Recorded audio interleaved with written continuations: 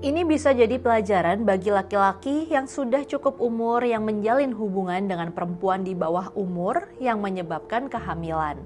Apalagi sampai diduga mendorong pacarnya melakukan tindakan aborsi. Jadi nih, Fadel Bajideh akhirnya jadi tersangka kasus asusila anak Nikita Mirzani, Laura Meizani atau Loli. Fadel kelahiran 2005, sementara Loli kelahiran 2007. Tanggal 13 Februari kemarin, Polres Metro Jakarta Selatan tetapkan Fadel sebagai tersangka kasus dugaan persetubuhan dan aborsi yang melibatkan Loli yang masih 17 tahun.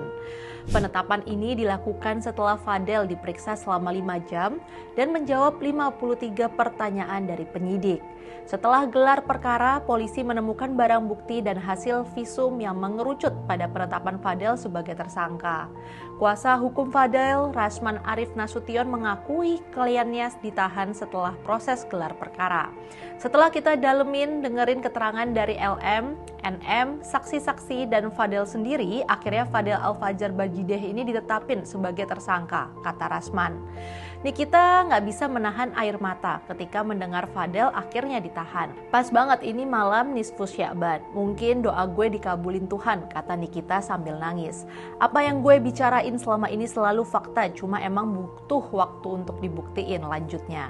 Walaupun gue dicaci, dimaki, dibilang gak becus ngurus anak, tapi hari ini udah dibuktiin kalau yang gue bilang bener semua, sambungnya. Nikita juga mengucapkan terima kasih ke Loli yang sudah jujur dan balik ke pelukannya. Setelah ditetapkan sebagai tersangka, Fadel langsung ditahan selama 20 hari.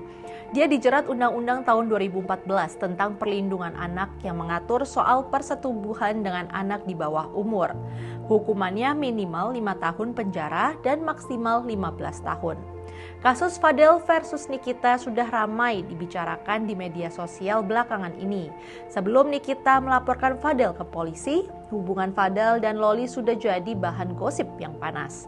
Nikita melaporkan Fadel ke Polres Metro Jakarta Selatan pada September 2024 atas dugaan persetubuhan dengan anak di bawah umur dan aborsi. Laporan ini didukung bukti foto Loli yang diduga hamil.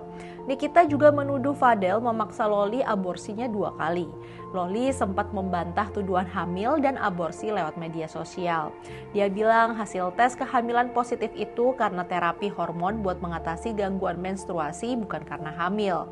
Loli juga mengaku punya bukti medis buat mendukung pernyataannya itu. Tanggal 19 September 2024, Nikita didampingi pihak berwenang menjemput Loli dari apartemennya di Bintaro untuk visum. Proses penjemputan ini sempat diwarnai perlawanan dari Loli dan video perlawanan Loli itu viral. Setelah itu, Loli ditempatkan di rumah yang aman unit pelaksana teknis daerah perlindungan perempuan dan anak di DKI Jakarta untuk mendapatkan bantuan dan pemulihan kondisi fisik serta mentalnya. Tapi Januari 2025 Loli ini kabur dari rumah aman. Sekarang Fadel sudah jadi tersangka. Kasus Fadel dan Loli ini diduga bukan cuma soal hubungan cinta anak muda ya, tapi eksploitasi dan pemaksaan yang merusak masa depan perempuan di bawah umur. Apalagi Loli dikabarkan sudah 2 kali aborsi. Kasus ini jadi pelajaran bagi kita semua untuk berpikir berkali-kali agar tidak terjerembab di lubang yang sama. Yuk lindungi anak-anak kita.